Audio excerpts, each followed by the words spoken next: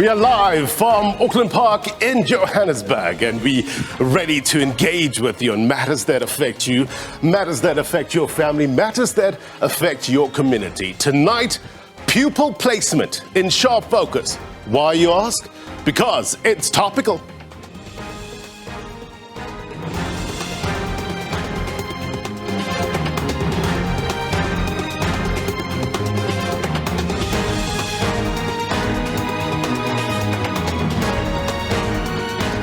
A very good evening to South Africa and those watching around the world. My name is Blaine Herman, and this is It's Topical. Our digital audience, kindly please, they will be popping up on your screen in a short while. It's good to have them on the program. We're going to get their burning questions and comments for our guests in a short while, to stand by for that. And just remember, digital audience, if you have any burning question or comment, please raise your virtual hand, and I'll do my very best to bring you into the conversation.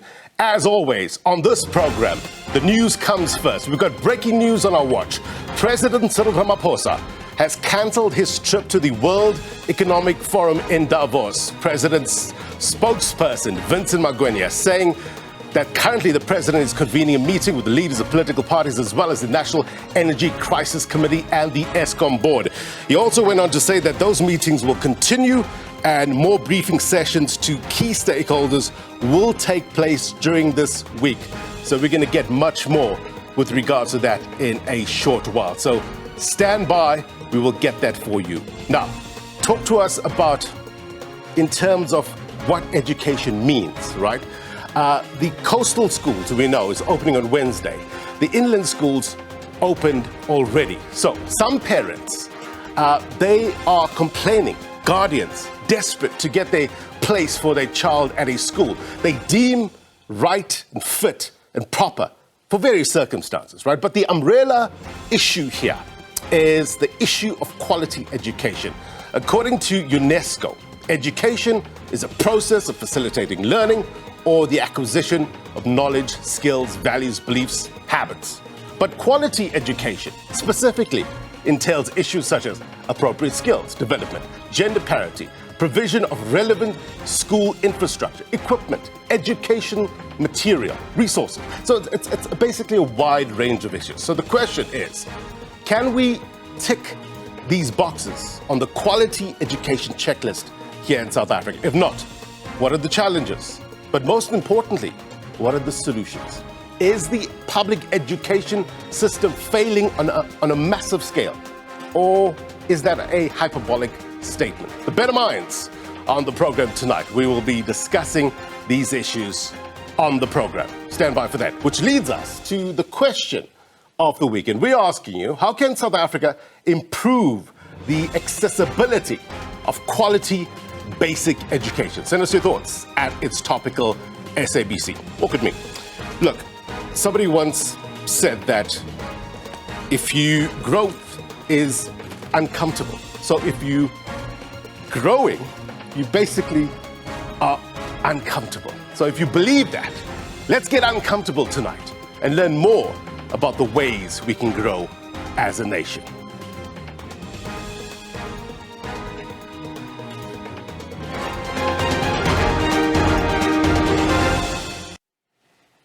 All right, I want to give you a sense of what we know and why it matters. And for that, we turn to the magic wall to give you a sense of 2023 back to school. Inland schools, as you know, opened on the 11th of January. Scores of parents, we know, were frustrated as they searched for placement for their children. We will tell you why.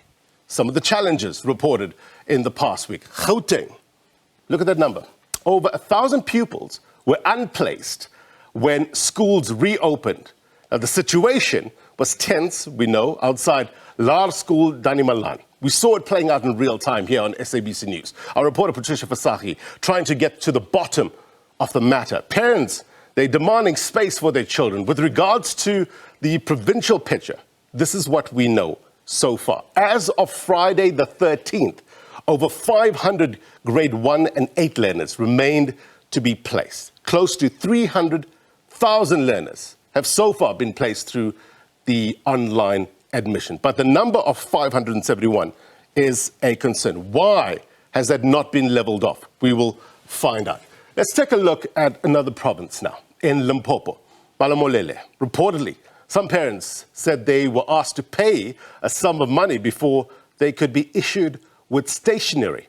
In Leboahomo, parents oppose to a decision to increase fees by over 50% at S.J. Fundamarava Technical High School. And in Zebediela, reportedly, parents are opposed to a decision to merge Mpotla Secondary School with Mahwading Secondary at a neighboring village. What about the Northwest Province? So service delivery process in Lerhutse disrupted the opening of schools. You saw that also playing out in real time on SABC News. Our reporter, Tebogo Pakedi, bringing us context and perspective. And I want to take a look now at Mpumalanga. There you have it. Parents of learners from various schools of the province were apparently enraged after they been given a list of additional stationery to buy for their children. Why? We will find out. And also, I want to take you to the Eastern Cape. They had a media briefing recently. Education MEC said 99% of learners' material were delivered to the schools. I guess that deserves an A, right? I also saw a statement from the Western Cape Education Department saying that as of the 20th of December 2022, 99% of their grade 1 and 8 learners had been placed at schools for the start of the school year, with 680 learners still requiring placements. Background, always important as we set the scene for our discussions in a short while. Now, to the very popular Word on the Street feature. We visited Durban Deep Primary School, west of Johannesburg, and we saw that it's surrounded by abandoned mine shafts where apparently Zama turf wars often ensue. Let's hear what parents had to say with regard to the first week of schools reopening.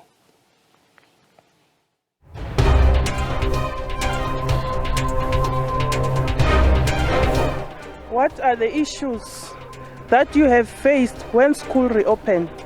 And what do you think the lasting solution is? Like save for bana, the class, I will save, bana aba save. Tina apha eDurban Deep ingxaki esinayo. Abantwana bethu esisikolo bafunda kuso. Asikho safe, asikhuselekanga. Apha kungena itsotsi, kungena nomuntu nje. Apha kungenenyoka ezitoilet, abantwana bethu baphuza amanzi amdaka, asina gesi, sicela igovernment ikhe isokhele isikolo singabazali bala eDurban Deep Primary. Because bana sometimes ba bona dinoga ka mona mo sekolong ba bona dinoga. Since from 2019 aska boni iminyaka zowenzakalayo ngoba manje into enzakala la esikolweni lama container abantwana abangenela kuwo ama class mancane inani liyakhula abantwana bafundela esimeni singekho right. Bana basokola cause of ukira bana ba bangata mo ga class bana ba khona go jika cause of bana space and go dula go gae o le bana a go siame cause bana ba tlhoka thuto. The other problem that we are facing is the teachers. We have a shortage of our teachers in school because it's overcrowded. Then we plea with government to bring the teachers so that they can help us with the education. The last solution in the department, like SABCs, school, like SABCs. Important voice helps shape the strategy on a better way forward. Now, since the inland schools reopened on Wednesday, SABC reporters brought you several back-to-school stories across the country. The Lerhutse in the northwest, a service delivery protest disrupted opening of schools in the area. Pupils were left outside various schools, which remain closed due to the protests over the provision of water. Also, our reporters on the ground getting you the very latest. Tebogo Pakedi as well as Sentleng Dehihi covered that story. We have Sentleng with us live tonight. Good to have you on the program, Sentleng. Give us the state of play. Will pupils be able to go to school tomorrow today? Good evening to you, Blaine, and our viewers. Highly unlikely that learners will resume schools tomorrow. We have heard from enraged community members, sharing their frustrations of going months on end without water. And the question on their mind is, how do we expect learners to go to school where in schools there is no water? They're bemoaning that the lack of proper water supplies and adequate water supplies inhibits learners from being, practicing proper hygiene. And, given the fact that they have to share these ablution facilities, a number of them, and without proper running water in the area, it will make it near impossible for proper, sanitation to be seen. They have said that if the community does not have water, how do we expect the schools in the community to have water? Yeah. Look, it's a dire situation. Your reporting is showing it. What is the authorities saying in terms of getting to that better place, Sentleng? A dire situation painted in the Ramothirimula local municipality.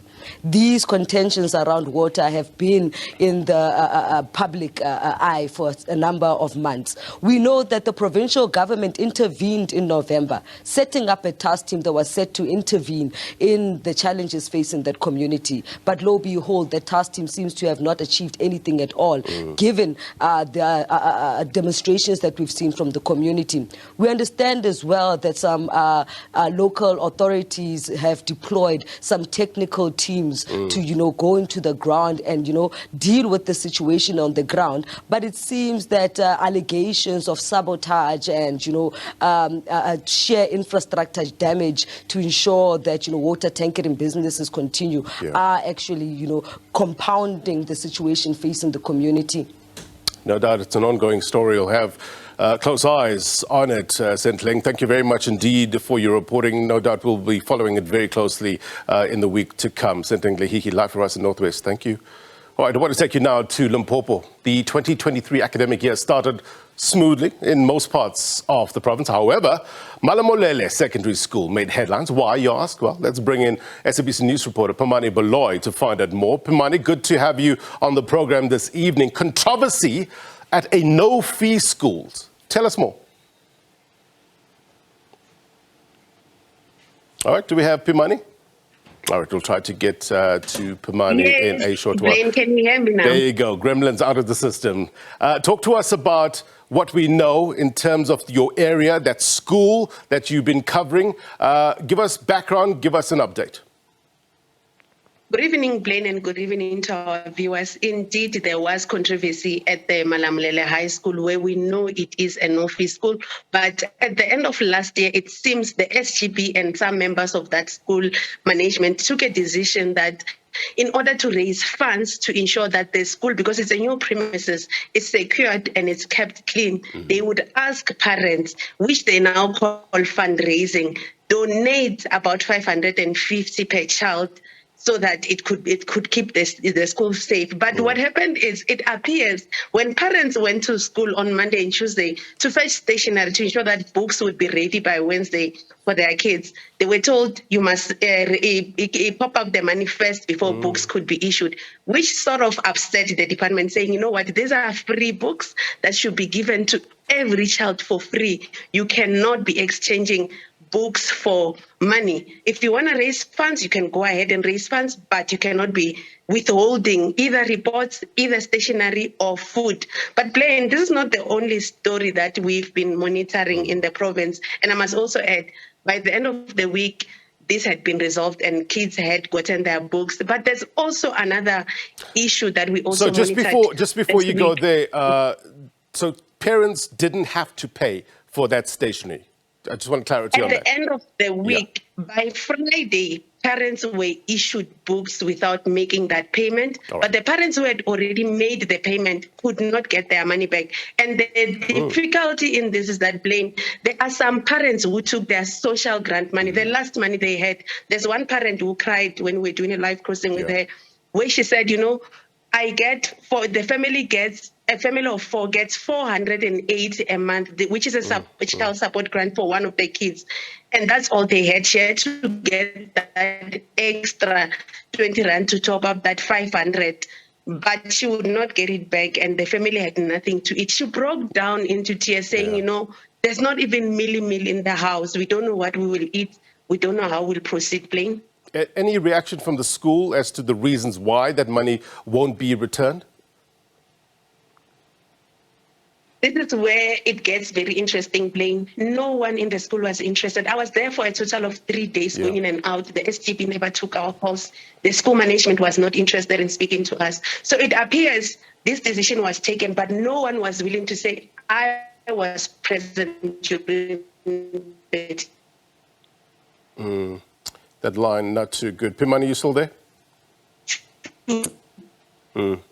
Reverse that specific decision without anybody taking ownership of where it came from, Blaine. We're struggling to hear you, but let's leave it there. Appreciate your reporting. Thank you for giving us an update. No doubt you've been hard at work trying to get reaction to the story. Heartbreaking visuals that you brought us. Please continue the good work. We will keep in touch with you during the course of the week to get the very latest. All right, you're going to take a quick break. But before that, let's remind you about the breaking news on our watch. President Cyril Ramaphosa has cancelled his trip to the World Economic Forum in Davos. The president's spokesperson, Vincent Magwenya, says currently the president is convening a meeting with the political parties, leaders of political parties, the National Crisis Committee and the ESCOM board. That's ongoing.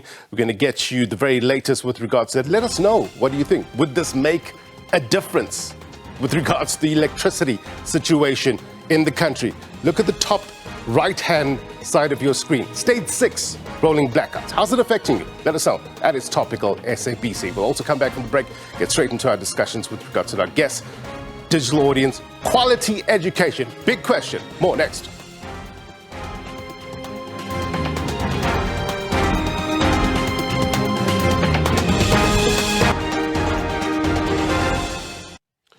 Welcome back. Quality education, very much in the spotlight. Pupil placement in the spotlight. Let's discuss these issues. In studio, we are joined by Edward Mosuwe, the Gauteng Education Head of Department, as well as Xolani Fakude from the South African Democratic Teachers Union. And also we have a number of guests on Zoom, a digital audience here, made up of experts, governing bodies, teachers, parents. Good to have you, digital audience, listening to the conversation. I'm going to bring you in a short while. First to you, Edward, with regards to the placement of the 571 grade 1 and grade 8 learners. Well done for getting it down to that number. But I guess those 500 students are still on the back foot. Why? Look, clearly our intention is to ensure that all of them are placed because all children deserve to be in school. But one of the challenges we've had was an issue of infrastructure.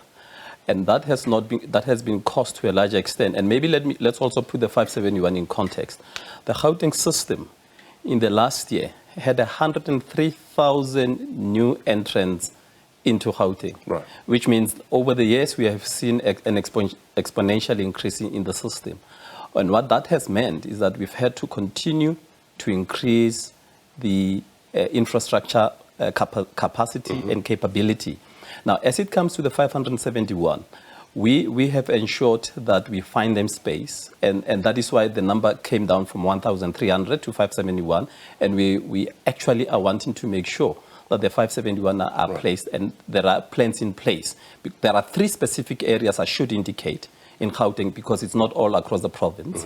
We're talking about an area in Roodepoort in Johannesburg. Okay. We're talking about an area in Kempton Park in Ekurhuleni, and we're talking about an area in Tshwane West in the Tshwane area. Could those infrastructure issues, could it not be foreseen in the build-up to... I'm trying to get to a place where we can say 100% placement on the first day. What is the issue there? It's a very complex matter because we're dealing with, when you have in-migration and when you have late applications, just to give you a sense, that beyond the 300,000 people that were placed, applied on time, we just had over 10,000 late applications that came into the province since the beginning of the... 10,000? 10,000, just over 10,000. And when you have that number of movement of people, notwithstanding how much you may be prepared, there may be instances where there may be challenges. And that is why the online system, in our view, has helped us to get to determine which areas of the province we've got to focus on and where we must start to think of building classrooms, additional and new schools in well, for that matter. let's talk about that in terms of increasing capacity, building infrastructure, schools, satellite schools on the cards. Is that the route you're taking?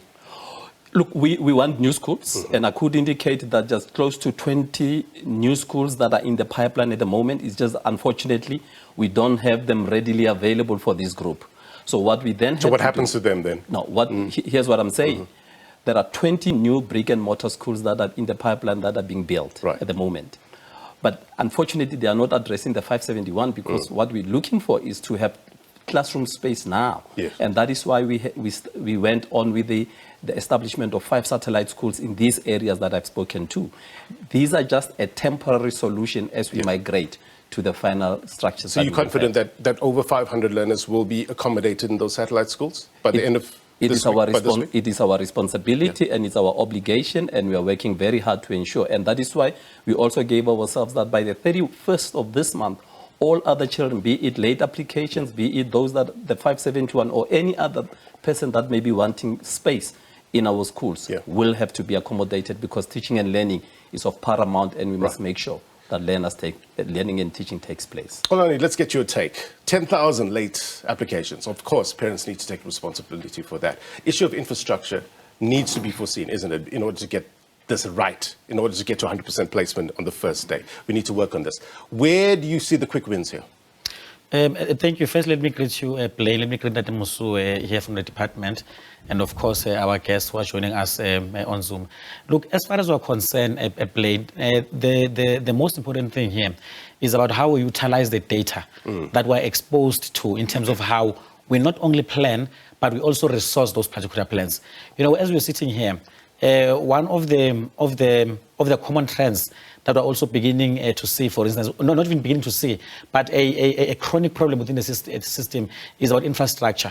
So how then do we utilize the data that we have in the context of the projections, in the context of looking at what the migration and urbanization trends are, especially in as far as they relate to Gauteng in particular. So the question then is that how then do we use that data, and how do we then put a plan in place and then put resourcing in place? So our view, our very strong view as a union actually, is that we probably have got a challenge of resourcing in terms of public education.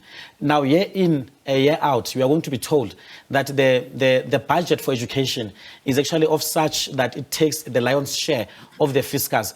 And in reality is that it is not necessarily responsive to the developmental needs of our society as a country. That is why we are saying, for instance, that what happens in Pretoria West, Tshwane West, as a trend in Gauteng, we know that every year we are going to see instances whereby there's still a number of, a very high number of unplaced learners, because those are high pressure areas. Now the question here for Dr. Musuwe, the department and others, is that then how then do we ensure that we resource those particular plans such that we can then deal with the implementation challenge, which we believe is a challenge. Do you get access to the data, to the research? So in order for you to either put pressure on government or assist in getting to a place where we get 100% placement on day one? Well, we engage as stakeholders. We engage regularly. In fact, I can tell you now that very soon, within the next few weeks, we're going to be having, for instance, a national education lekgotla, where we bring all the critical stakeholders within the system and we sit down and analyze where we are and what needs to be done. So the data might be available. However,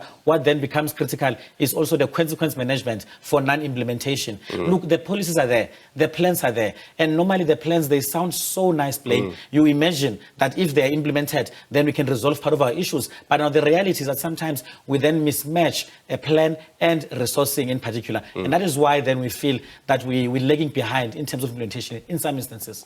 Let's take it to our digital audience. Professor Marius Smith from Northwest University, if you can unmute, sir. Consequence management in terms of non-implementation. Infrastructure issues. Where do you see the problem, sir? Good evening. Right, thank you for my opportunity to participate in this important discussion. I think I have sympathy for the department. One must understand that we're in a process where there is mass migration from the rural areas to the town and urban areas, and from the townships to the suburb areas. all over there is migration. Migration, the urbanization is a good thing. It's good for our economy. It's more economic if the rural unemployed move to urban areas. The question is how to get our planning correct. And for that, we need good census data. We need up-to-date information about the numbers. Yeah. So I don't think the answer is just a simple solution. One of the issues is that parents move their children to better functional schools. They might, the learners might be placed in a school, but parents are aware if the school is not functioning well, then they make plans to move their children to other schools. That happens from township schools, where they try to move their schools to suburban schools. And then we sometimes find that the schools are the subscription is too much. There isn't capacity at the schools. Right. So I think one of the issues is if we can improve the basic quality education of all our schools, we will have less migration, and I think it would be a more manageable situation. So I have sympathy for the department. I think they are doing what they can to help the 500 odd learners that haven't been placed. Look, I guess it's only natural for any parent to want the best for their child, depending on how they see the matter, what's fit or deemed appropriate for their child. So, look, you can understand the influx in terms of certain schools, right or wrong reasons, but I guess the motivation is clear and pure in that regard. Vuyiseka Mbokela from the Eastern Cape Education. We understand that 99%, if I'm not mistaken, is that correct? Let me just say, 99% of learner material was delivered to schools. Good job so far. How are we getting the other 1%? Thank you very much, Blaine. Good evening to the HOD of Gauteng and also the colleagues in the session. The 99% Blaine that you talking about, it was off last Thursday before the MEC verification in the Eastern Cape could present the media briefing in giving an update on the state of readiness in the province. But I can tell you, because the service providers that were doing the job, they were given the cut-off date, which was Friday, on the day the MEC was doing an interview. Some of them, they were informally giving an update to the HOD through SMSs to say, we have done this delivery. And I can tell you by the time of the first 2 days, that is the 16th and the 17th, with the few schools that were left, would be getting a different number in terms of delivery, because some of them, they were to deliver even on the weekends. So that 99% was off Thursday last week, and surely on Friday there was an indication of delivery. In terms of only the few schools in the province, but 90% of them, they were delivered as of last year. Right. Dr. Anthea, let's bring you in, Governing Body Foundations. Why are certain provinces getting it right, certain provinces struggling a bit? Where do you see the issues? Right. Thank you. Good evening to you and to the viewers and to colleagues. You know, every province is different. This is the thing. How provinces handle their particular situation is not necessarily going to be the same because context is different. And so the challenges are very different in the different provinces. So you might have Gauteng, which is a smaller geographical area, and it has chosen a particular system, an online system, which with some reservation and some difficulties along the way, does seem to be accomplishing the purpose. And in fact, I think this year is the lowest number of unplaced learners that we've had. So it appears to be going in the right direction. It's a system, and one can follow a system, and for the most part, one can understand the system. Not always perfect, and parents who don't like it have the right to appeal, but they have a system to suit the province. Other provinces don't have such tight constraints in terms of their admission process. And so there is more flexibility, and parents have to seek the places for their own children, and that takes quite a lot of time, and they may get vetted or censored or discriminated against. That is an allegation that is unfortunately sometimes made when choices have to be made, when you only have 200 spaces, but you've had 1,000 applications. Right. How do you choose which people to take? The neighborhood people probably should be the people who go in first, but that doesn't then address historical problems of where people live, and therefore access for everybody to the quality that is being sought. Yeah. So I do think each province's solution is going to have to be different depending on their context. In the end, though, across the country, everybody wants improved quality. And that is really difficult. You ask the question, is public education failing? Now, I'm not going to say that it is. You know, we have people making quite a lot of noise in the media about, you know, fire the education minister and that sort of thing. I'm not going there. We have made quite big strides in terms of access over the years. In terms of our curriculum, although it's too long, but we have a good curriculum. Correct. And so there are many, and good policies, really good policies. In terms of school governance, the situation told to us, you know, about parents having to pay 500 Rand before they could get the textbooks shouldn't exist, because the policy specifically doesn't permit that. So we have many good things in place. But at the site, we have to work harder at getting quality. It does depend on resources. Unfortunately, education is costly.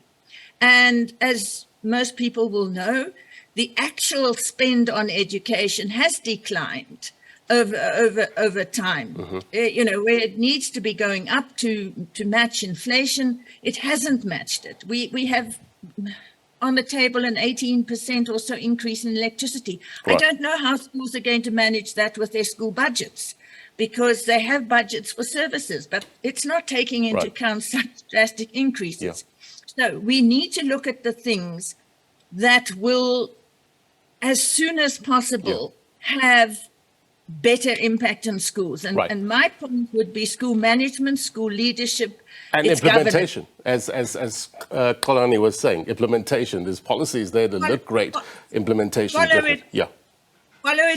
follow it through, you know, and everybody who has a job has to do it to the best of his or her 100%. ability. Doctor, thank you very much indeed for your take. I want to bring in Rickman now from SASCO. Look, the good doctor was saying that there's great strides being made. However, we still have this uncertainty for many pupils at the beginning of the year. How's it impacting the learners, the pupils? Thank you very much, Blaine. You know, in as much as we are more of an organization whose interest is championing students' problems at a tertiary level, we also take an interest in basic education problems. You see, as we understand the quantitative input that is placed at the basic education level, we then get to the qualitative output that to be enrolled in institutions of higher learning. Right. On the question of quality, we are more of an organization that understands that before you are able to tackle the issue of infrastructure, you must address the question of quality, which for us is about the content that is learned by the students and us in school. So you have learners that will have to migrate into learning. The question is in twofold. When you speak of quality, you speak of the marks that are produced by that particular prospective student. Right. Or you are talking about what they have consumed at school so that they can be able to advance their learning in their institution, and they can be able to be a responsive and a productive citizen after that. So we look at both sides, but we are proponents of quality in terms of the curriculum produced, you see, because we understand that in any nation where we go throughout the world, the cornerstone to development in any country is through education. Correct. So there are proponents that education fundamentally must be the question, what is being taught? Then we come back to the question of infrastructure. Yes, we are also an organization that understands that philosophically the government must place a direct intention in terms of our education system, in terms of infrastructure, the budget that they place in. Because you can't expect learners, students-wise, to be able to produce wonderful results if they do not get the proper equipment to be able to understand whatever that is. You see? I remember back in 2011, Minister N.G. Motshekga was talking about something called the Triple T, teachers, textbook, and time. And it says that teachers must be in school on time, work the 7 hours, and administration of textbooks must be given to the child on time. I wonder if we have improved or regressed in this regard. No, sure. Our signs that we have improved, a steep incline in terms of the outcomes that we normally notice every beginning of the year when there's announcement of results. In the question of infrastructure underpins our ability, the ability of government to deliver, you see. So now, when you have textbooks at time, when you have teachers in class on time, when you have students in class on time, because this is a two-side interaction, then you would have a productive outlet of the day. So there's been an improvement in terms of our own obsession. But again, it comes to the question, what is it exactly that is being taught? If good textbooks get there on time, teachers are there on time, learners are there on time, what's that involved there? We are more interested in terms of quality produce of education. What is it that is it responsive to the market needs of this country? You see, I guess we have to move past the basics, isn't it? In order to get that quality education, just having textbooks on time to a high standard is not good enough, right? But we'll get to that, Rickman. Thank you very much indeed. Master Chaba, I see your hand up. Professor Smith, I see your hand up. We're going to get to the rest of our digital audience in the short ball. But I want to take you to this story now. Be warned that the content of this report may offend sensitive viewers. It's a story of safety issues at school. And in reality, an act of nature can often change a pupil's life forever. Kemohetswe Yika's eye was punctured by a piece of glass after a storm in 2021. Despite her resilience, it's an occurrence that's impaired her life and her studies ever since. The now graduated Finetown Secondary School student has an impassioned plea to the department and government to build proper school structures for other learners so that they may not go through the pain she still endures today. Here's this report by Mark Eketl-Motlabe. February the 15th, 2021. A furious storm struck Finetown Secondary School, flipping a piece of corrugated iron from an adjacent container classroom and ramming a window of another one with learners inside 2 blocks away. Grade 12 learner Kiamohetsu Yiga was also present in the devastated block. Then a glass got into my eye. From there, I went to there. They transferred me to Bar. It was very painful. When there was tears, it got out on its own. Adding to the misery, she was admitted with COVID-19, and the isolation process delayed the surgery by a week. But Kia was finally operated on and later discharged. And then, the inevitable struggle to catch up with studies began. In affectile kudu bane like ke sa khone ho bala ha botse le tsoa fune ke sa khone ke dula ke le late sekolong. With dwindling home finances, Kia had to walk to school.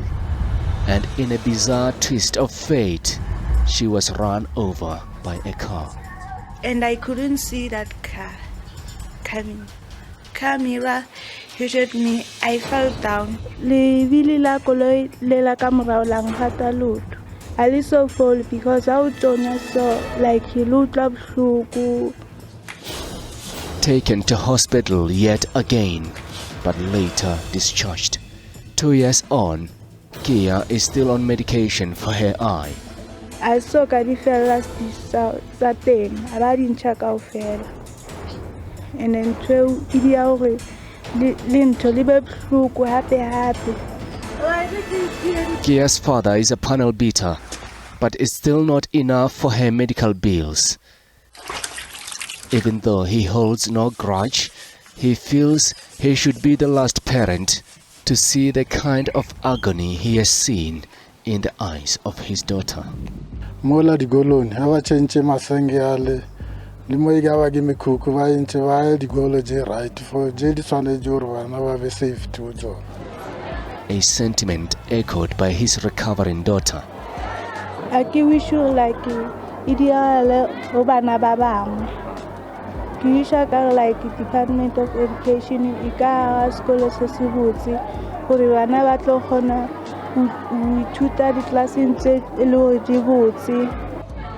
the school governing body claim their pleas have fallen on deaf ears. It pains us, especially a child from this black community, she's trying so hard to make it in life. However, our department has failed us because this school was established in 2011. We are still using the very same containers. So we would like to really request the department would use a brick and mortar structure so that our children can be safe within the school premises. Plans are afoot. That area, we have identified that we need a school in the area. So it's not like we don't know or we are not aware. We are aware that we need a school in the area, and we'll forge ahead and make sure that there is a school. No time frames yet. And what parents and learners don't have is patience. For Kia, beauty, it's said, lies in the eye of the beholder.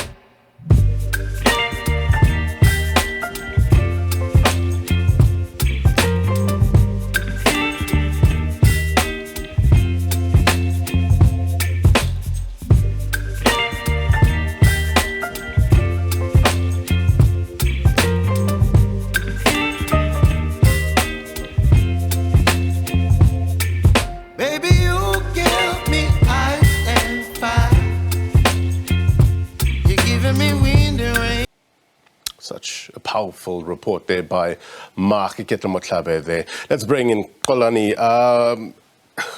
Look, Kia is putting purpose to pain, impassioned plea to get to better in terms of school safety. Union's point of view. Well, I mean, from a union's point of view, this is one of the issues that we are quite concerned about. In fact, as a union, we've got what we call the I'm a School Fan campaign, whereby we're really mobilizing all sectors of society to play a very active and proactive role. The infrastructure, yes, in fact, whilst the infrastructure plays a central role, however, it is also about the collective responsibility of our communities. During the break here, Date Musua here was telling me that we had about 92 schools being vandalized just around the festive season in Gauteng alone. Now, it then tells you that we need to embark on a particular paradigm shift and have a very, very firm conversation as a country. I mean, we still have got instances whereby a community plane is going to toy against potholes and a lack of electricity and so forth. Yet they are going to choose to close down the school and disrupt the education of their own children as a bargaining chip to advance other issues. So what we are saying, plain, is that it is all really about taking the collective responsibility. School safety is supposed to be a responsibility of everyone, but then at the same time, we emphasize that we need to ensure that we direct enough resourcing towards public schooling such that at least even the national school safety framework that we have can be implementable. For us, that is important. Edward, is there a structured way whereby the department is going about in terms of tackling issues of vandalism and tackling issues of infrastructure?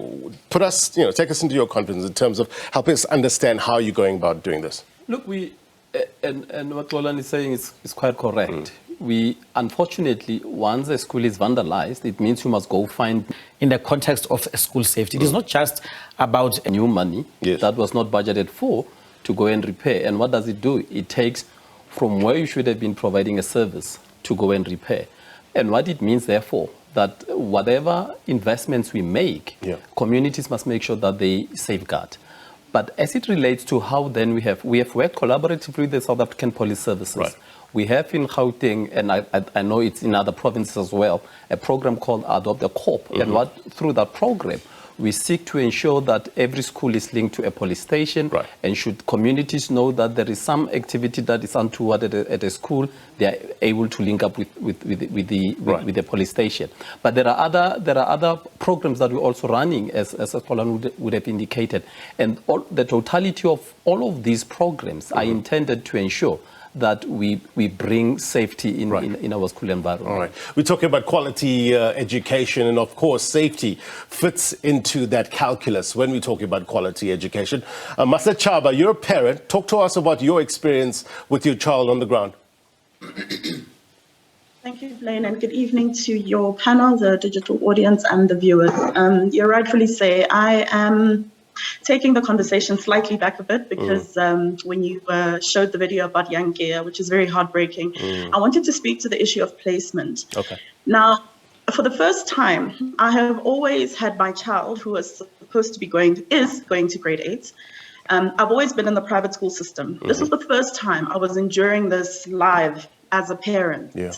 You see this on TV every January. I mean, it's almost an occasion. I feel like we should have a holiday for it. Now, I don't know. I've been listening to Dr. Smith and Dr. Saraseto. Sorry if I'm not pronouncing your name correctly. And being in that environment with all these parents who had very different stories, you know, it's not just the late applications. They're people who actually followed procedure. Right. And what you found on the day, right? Firstly, where the website actually told you to go for parents like us now who had questions about whether our kids were going to be placed. Yeah. They have now taken themselves away from the city center, which is accessible to people using public transport. You go and you nestle certain supposed walk-in centers in places that are not easily accessible by public transport. And when you get there, the idea of a walk-in center is not a walk-in. Right. You are meant to stand outside in the hot sun. And of course, you spend a lot of time standing for 6 hours, only to be turned back and told to come tomorrow. And of course, you start to witness a demographic of, you look around and you see that, well, I mean, if we're supposed to be taking a sample, you only saw a certain, that it was clearly also kids of color who were the ones who were clearly being mismanaged by this process. Now, thankfully, I am no longer, as of this past week, I was able to resolve my problem fairly quickly, and I've had to take my child through another option. But all these parents who are being held ransom until the end of the month, what do you have to say to that? Especially if get to these centers and you are given a piece of paper, you could have done that any other time. I mean, you didn't have to go all the way there 3 times to be told the same thing. Right. Why don't systems actually tell you live information if it's supposed to be working so correctly? I hear you, Master Chaba, giving us the reality on the ground. I hear you. My worry is for you as a parent, but also for the child. Rihanna, I see your hand. I'm going to come to you in a short while. I just want to bring in Navern Subramani, a clinical psychologist, to kind of understand what sort of impact all this uncertainty is having on the child going to grade 1, going to grade 8.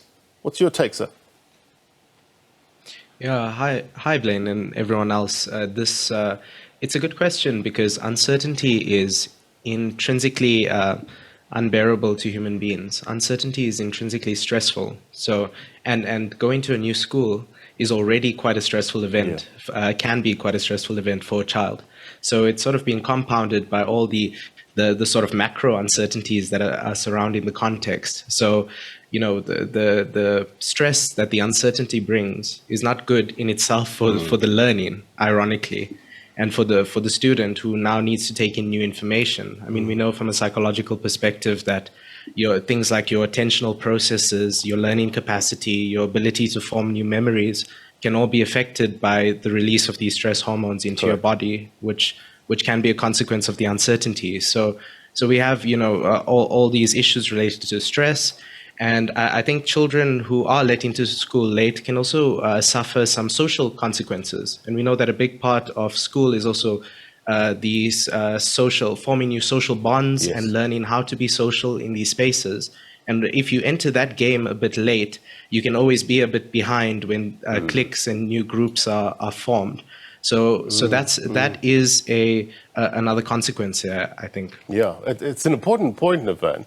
Rian, are we taking all these into consideration when dealing with issues of placement? Solutions here, sir?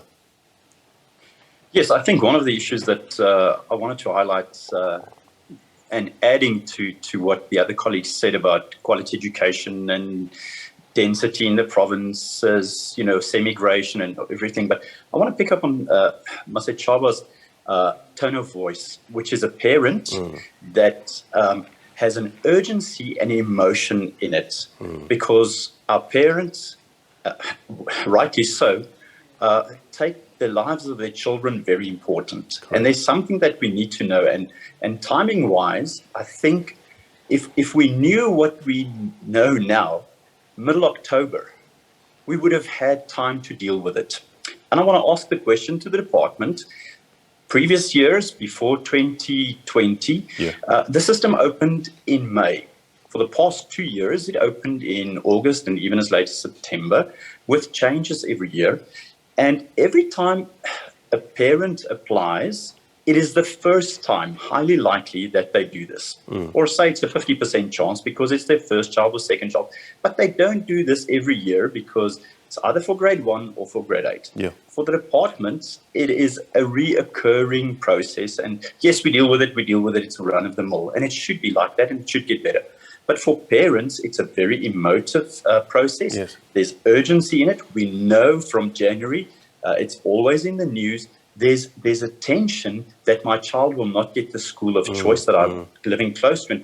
And I think if we just look at opening the system sooner, using the data that we get from the value of technology is data. So we should know what the demographic change is, what the density change is, because we don't measure density. Yes. People are not moving out, but people are moving in. Right. And then we need more schools. So I think we should use the data more, expedite the timing of the launch of the system so that the urgency gets less emotive. Right. But that the importance get managed with time to, it's very unfair to know by 15 December whether you have a school or not. Yeah. And I think that is fair for parents to say, but we don't like this.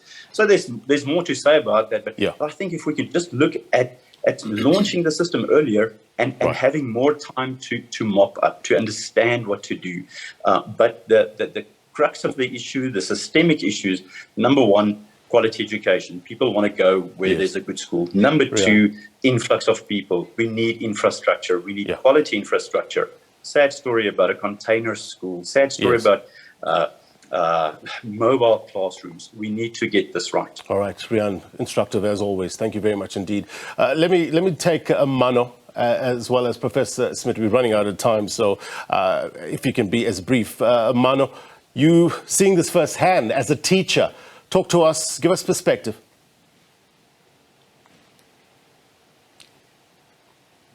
If you can unmute, Mano. There we go. Go on.